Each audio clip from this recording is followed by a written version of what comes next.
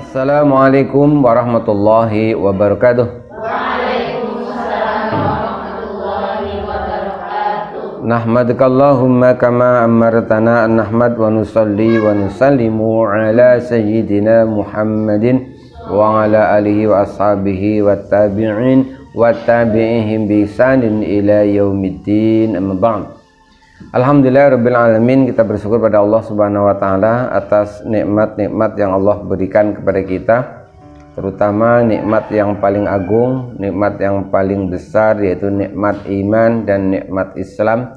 Mudah-mudahan kita diberi kekuatan untuk bisa menjaganya hingga kita dipanggil kembali menghadapnya, amin ya rabbal alamin. Salam dan salam semoga Allah limpahkan kepada junjungan kita Nabiullah Nabi Muhammad SAW. Mudah-mudahan kita semuanya diberi syafaatnya fi yaumil qiyamah nanti dan bertemu dengan Rasulullah di surganya Allah, amin ya rabbal alamin. Alhamdulillah rabbil alamin, kita bisa melanjutkan kembali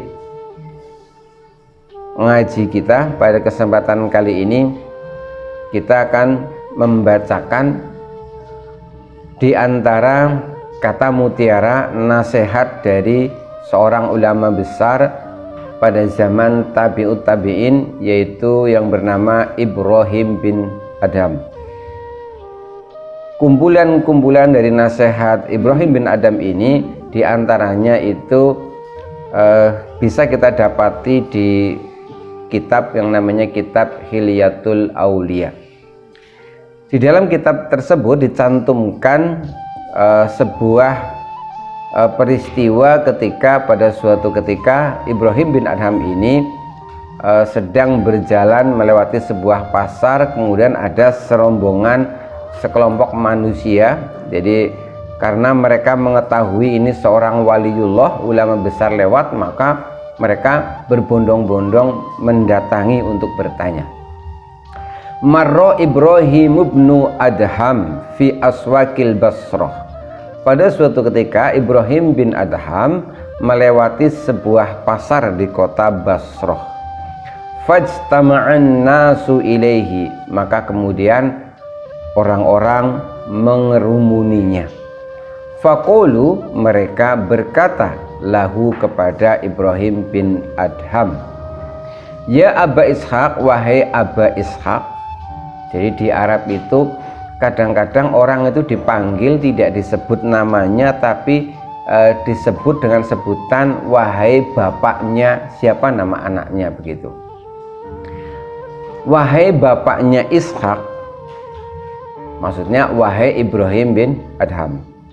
Innallaha yaqulu, sesungguhnya Allah telah berfirman fi kitabihi, di dalam kitabnya, yang berbunyi ud'uni astajib lakum.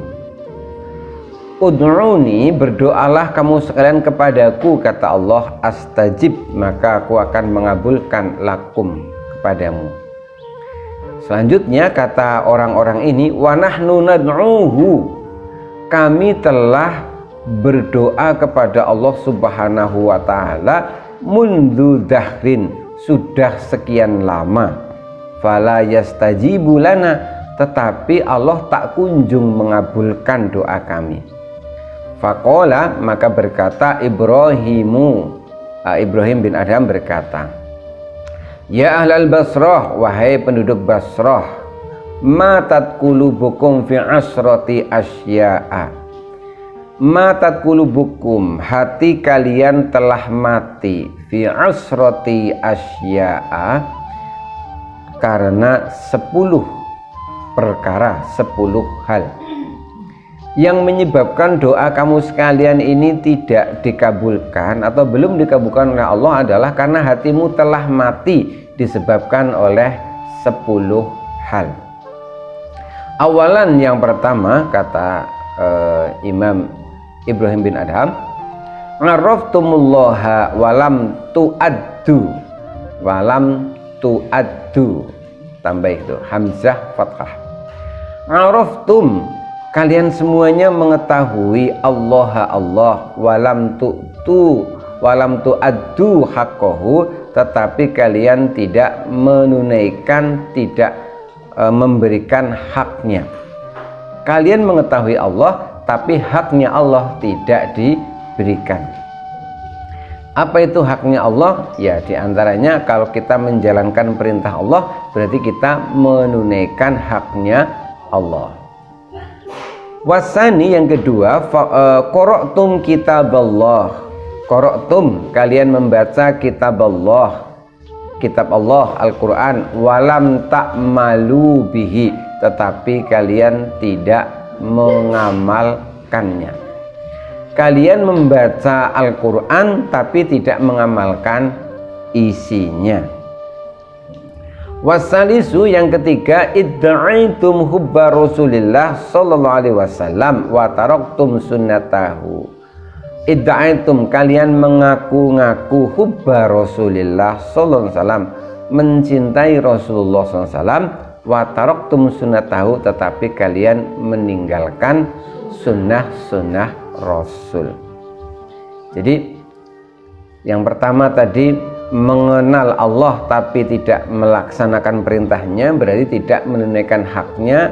Kemudian membaca Al-Quran tapi tidak mengamalkannya, kemudian mengaku cinta Rasul tapi meninggalkan sunnahnya, ini termasuk yang menyebabkan doa tidak terkabulkan. Warabi'u yang keempat, idda'aitum adawata syaitan wa wafaqtumuhu. Kalian mengaku adawata syaitan, mengaku bermusuhan dengan setan. Wa wafaqtumuhu, tapi kalian justru akur dengan setan. Maka ada yang guyon itu, setan itu kadang-kadang itu ketawa-ketawa. Kenapa? Kadang-kadang dibenci, tapi kadang-kadang jadi teman. Iya. Saat kita tunduk dengan perintah Allah, setan itu akan kecewa. Tapi saat kita tidak tunduk dengan perintah Allah, setan itu bahagia. Nah, kalau dipikir-pikir, antara kita mengecewakan setan dengan membahagiakan setan, lebih banyak mana? Seringkali lebih banyak membahagiakan setan. Misalkan ulama itu ada yang berkata begini, malam itu begitu panjang, maka janganlah kau perpendek malam itu dengan tidurmu. Kita tahu bahwa seharusnya kita malam itu bangun tahajud atau apa begitu ya, tapi setan itu berusaha bagaimana caranya agar tidurnya pulas sehingga kita jadi malas tidur. Nah, malas bangun. Berarti itu apa? Akur dengan setan.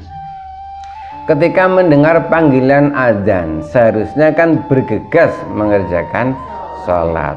Tapi manakala mendengar panggilan azan, kita masih asik mainan HP. Berarti akur dengan HP apa akur dengan setan? Akur dengan setan gepeng. Wal khamisu yang kelima, kultum nuhibbul jannata walam ta'malu laha. Kultum, kalian berkata, nuhibbul jannata, kami cinta surga, walam ta'malu laha, tapi kalian tidak beramal untuk menuju ke sana. Aneh memang manusia itu. Jadi mengatakan sangat ingin masuk surga, tapi perbuatannya, ikhtiarnya itu tidak menunjukkan sebagai orang yang benar-benar ingin. Mestinya kan antara ucapan dengan perbuatan kan idealnya itu sejalan. Jadi kalau ucapannya A, ya perbuatannya juga A. Tapi itulah manusia, jadi seringkali dia berkata sangat menginginkan surga, tapi perbuatannya bukan menginginkan surga. Wasadisu kultum nakhofun nar warohantum anfusakum biha. Kalian mengatakan nakhofun nar, kami takut neraka. Warhantum anfusakum biha, tetapi kalian menggadaikan diri kepada neraka. Jadi kalau kita di dunia itu melakukan perbuatan dosa, itu laksana kita menggadaikan diri untuk masuk neraka.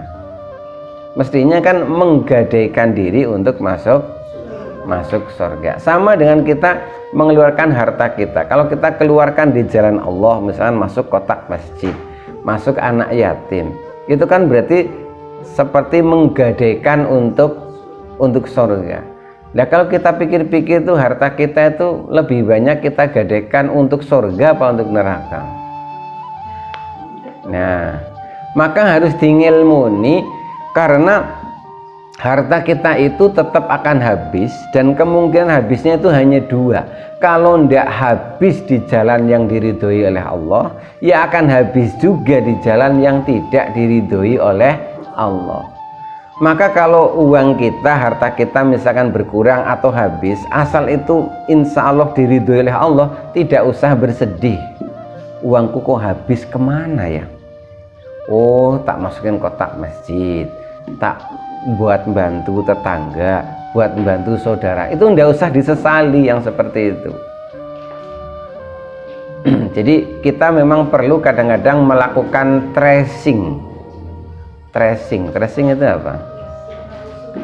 Mencari jejak, begitu ya. Jadi kalau kita itu mau sukses dalam apapun itu sering-sering melakukan tracing.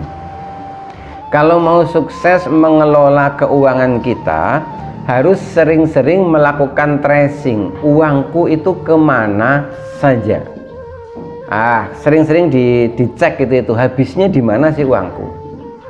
Kalau Anda misalkan kepengen sukses dalam hal kesehatan, maka harus sering-sering tracing, mencari jejak masa lalu. Masa lalu aku biasa makan apa, aku biasa gaya hidupnya bagaimana. Nanti akan ketahuan, oh ini yang tidak baik, ini yang baik. Itu namanya melakukan tracing agar kita bisa menjaga amal ini. Nah, agar kita terhindar dari menghabiskan harta kita untuk jalan yang tidak diridhoi oleh Allah, ya sering-sering tracing tadi. Uangku itu habisnya kemana ya? Nah nanti kan begitu diteliti kan akan ketemu, oh ini kayaknya habis untuk pulsa, ini habis untuk makan-makan, ini habis untuk tiktokan. Nah nanti akan ketahuan di situ. Dengan begitu kita jadi, oh yang ini besok jangan, yang begini jangan, seperti itu. Jadi yang keenam, kalian berkata-katanya takut neraka, tapi justru kalian menggadaikan diri dengan neraka, melakukan perbuatan yang nanti imbalannya adalah neraka. Wasabi'u kultum innal mauta haqqun walam tasta'iddu lahu. Yang ketujuh, kultum kalian berkata innal mauta haqqun, bahwa kematian itu hak, pasti benar adanya. Walam tasta'iddu lahu, tapi kalian tidak mempersiapkan diri untuk menghadapinya. Jadi ternyata ingat mati ya penting, tapi ada yang lebih penting adalah siap mati. Kalau cuma ingat mati, semua itu ingat mati. Coba tanya kepada saudara kita yang pekerjaannya menggali kuburan, dia pasti sangat ingat mati ya. Tapi kalau ditanya apakah Bapak udah siap, pasti jawabannya belum. Lebih penting mana? Berarti ingat dengan siap. Lebih penting siap. Buat apa ingat kalau kita bersantai-santai? Kalau siap otomatis ingat. Tapi kalau ingat belum tentu siap. Inilah yang disebutkan. Jadi kalian itu mengatakan yakin bahwa mati itu hak, tapi tidak mempersiapkan kematian. Padahal usia itu, ada ulama yang mengatakan usia itu, umur itu seperti es batu, es meleleh terus. Es batu keluar dari kulkas maksudnya. Jadi akan meleleh terus dan lama-lama itu akan habis. Nah, tidak mungkin akan balik lagi, nggak mungkin akan tambah. Makanya ada ulama yang otak-atik begini, terutama orang Jawa yang suka otak-atik matuk. Makin bertambah usia kita kan disebut tua. Tua itu kan singkatan tahu untuk apa, maksudnya tahu untuk apa sisa usia. Tahu untuk apa sisa usiamu mau dikemanakan. Seperti orang yang nyuci,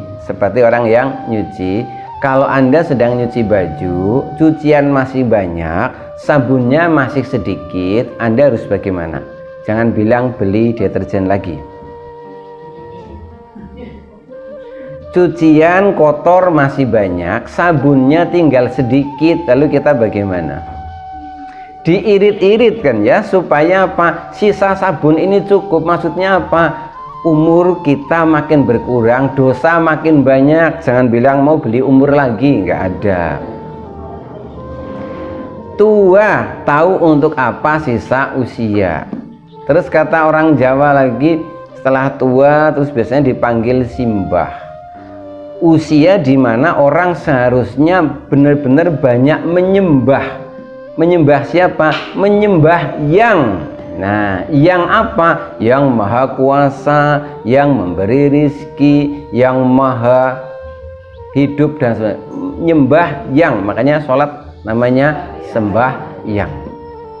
Terus semakin tua simbah, terus jadi buyut. Orang yang seharusnya sudah harus bersiap-siap melebu lawang ciut. Siap-siap masuk pintu yang sangat sempit, buyut itu namanya. Berarti siap-siap masuk kuburan. Lebarnya hanya setengah meter kan ciut ya. Selanjutnya, wasaminu istahultum bi'uyubi ikhwanikum wa nabadtum uyubakum. Istahultum bi'uyubi ikhwanikum, kalian sibuk dengan cacat celak saudara-saudara kalian, tapi wa nabadtum uyubakum, kalian mengabaikan aib kalian sendiri. Memang aneh manusia itu. Anehnya apa? Di antara aneh yang tidak benar ini harusnya. Jadi celah orang lain itu mudah kita lihat, celah sendiri kita tidak lihat. Kita itu kalau melihat cacat celah orang lain itu kita itu apa ya, sudah nggak sabar, pokoknya nggak bisa diem begitu ya. Tetapi dengan celah kita sendiri kita bisa berdamai. Mirip dengan orang begini, maaf ini ya, kita itu kalau bau keringat orang lain kan sangat sensitif ya. Tapi dengan bau keringat sendiri sensitif enggak? Enggak kan? Malah kadang-kadang diciumi sendiri kan? Aneh. Jadi kita itu tawar dengan bau ketiak kita sendiri, tapi enggak tawar dengan bau orang lain. Mestinya kan kita harus dengan punya sendiri dulu. Itu aneh, tapi itu bukan dalil. Itu yang tidak benar, maksudnya begitu. Jadi dengan keburukan kita sendiri itu seringkali kita biasa aja gitu. Tapi begitu orang lain kita anggap buruk sedikit saja, itu kayak luar biasa. Harusnya tidak seperti itu. Wattasi'u, yang ke-9, akaltum ni'mata rabbikum walam tashkuruha. Akaltum, kalian memakan nikmat rabbikum, nikmat Tuhanmu, walam tashkuruha, tapi kalian tidak mensyukurinya. Mensyukuri nikmat Allah Subhanahu wa taala di antara tandanya adalah memanfaatkan segala nikmat sesuai yang dikehendaki sang pemberi nikmat. Saya ulang ya. Bersyukur itu berarti memanfaatkan nikmat atau rezeki sesuai yang dikehendaki sang pemberi nikmat. Nah, itu baru bersyukur. Jadi kalau kita diberi mata sehat, mulut sehat, lalu kita pakai buat membaca Al-Quran, insya Allah itu termasuk tanda bersyukur. Nah, kalau kita diberi nikmat tapi kita gunakan bukan di jalan yang diridhoi sang pemberi nikmat, berarti itu belum dianggap bersyukur. Maka mari kita niati, kita ngaji seperti ini itu mensyukuri nikmat kita diberi akal pikiran yang sehat dan normal. Gunakan itu sebagai bentuk kita bersyukur kepada Allah. Wal 'ashiru dafantum mautakum walam ta'tabiru bihim. Dafantum, kalian mengubur orang-orang, mautakum, orang-orang mati dari kalangan kalian, walam ta'tabiru bihim, tapi tidak mau mengambil pelajaran darinya. Padahal dari pengurusan jenazah itu banyak pelajarannya. Ulama-ulama di Jawa itu punya tradisi kalau jenazah belum dikuburkan, sebagian masih jalan, sebagian tidak. Tradisi ini sebenarnya adalah pitutur, piwulang. Pertama, zaman dahulu kalau ada orang meninggal itu pasti ditaruh di atas amben atau meja agak tinggi ya, lalu dipasang lampu sentir, begitu kan ya. Apa itu maksudnya kira-kira? Menerangi siapa maksudnya? Bagaimana? Nyatanya sudah ada lampu, kadang-kadang masih ada yang masang sentir. Itu sebenarnya maksudnya begini, wong mati pada ngono, wong mati itu harus dikasih penerang. Maksudnya bukan penerang bagi yang mati, penerang bagi yang masih hidup. Biar yang masih hidup itu melihat, itu loh orang kalau sudah mati seperti itu nggak bisa obah-obah, nek obah-obah medeni bocah, begitu kan. Lalu habis itu setelah dimandikan dikafani dengan kain biasanya warnanya putih, namanya mori. Nah ini hanya di Jawa yang namanya mori. Mori itu dari bahasa Amor, nyampur, serawung. Orang hidup itu, jadi itu sebenarnya nasihat untuk yang masih hidup. Orang hidup itu harus amor, nyampur, melakukan nyampur apa? Nyampur tali yang jumlahnya 5. Karena 5 kan kadang-kadang ya. Maksudnya orang hidup itu jangan lepas dari 5 rukun Islam: syahadat, sholat, puasa, zakat, haji.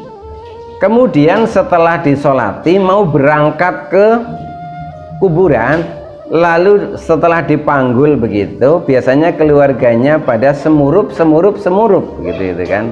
Semurup ya, di sini namanya blodosan.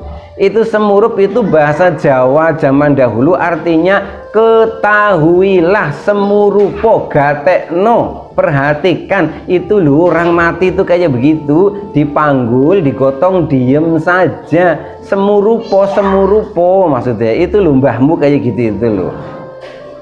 Habis itu setelah selesai semurup lalu digotong, sambil jalan ada yang bawa beras kuning. Nah begitu kan, sawurono beras kuning, ning maksudnya ngerti yo, ketahuilah, ning maksudnya begitu, ketahuilah. Itu bahasa Jawa. Ketahuilah ini loh kayak gini nih orang yang telah meninggal dunia. Ketahuilah, ambillah pelajaran. Ternyata beras kuning tidak diperhatikan juga. Akhirnya beras kuningnya dikasih duit. Akhirnya disebari beras kuning, ada duitnya. Akhirnya semuanya memperhatikan kemana duitnya.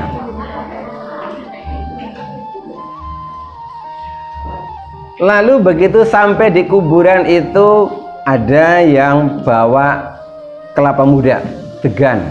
Begitu sampai di sana lalu dibelah, dimakan apa tidak? Kenapa tidak dimakan?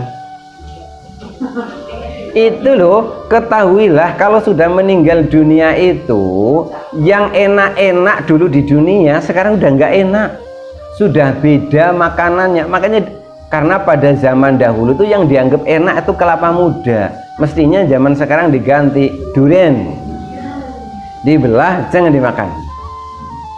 Nah semua itu dari tadi ketika meninggal dikafani sampai ke kuburan itu sebenarnya adalah kreativitasnya ulama dulu dalam memberikan pelajaran bahwa kalau ada orang meninggal dunia itu jangan dianggap biasa, ambillah pelajaran. Jangan sampai dafantum mautakum, kalian mengubur orang-orang yang telah meninggal, walam tak tabiru bihim, tapi kalian sama sekali tidak mengambil pelajaran darinya. Karena itu bisa termasuk menyebabkan doa itu tidak dikabulkan. Itu nasihat dari Ibrahim bin Adham. Mudah-mudahan kita bisa mengambil hikmah dan pelajarannya. Terima kasih, kurang lebihnya mohon maaf. Insya Allah kita lanjutkan kembali pada tema-tema yang lain. Bila taufiq wal hidayah, waridho wal inayah. Wassalamualaikum warahmatullahi wabarakatuh.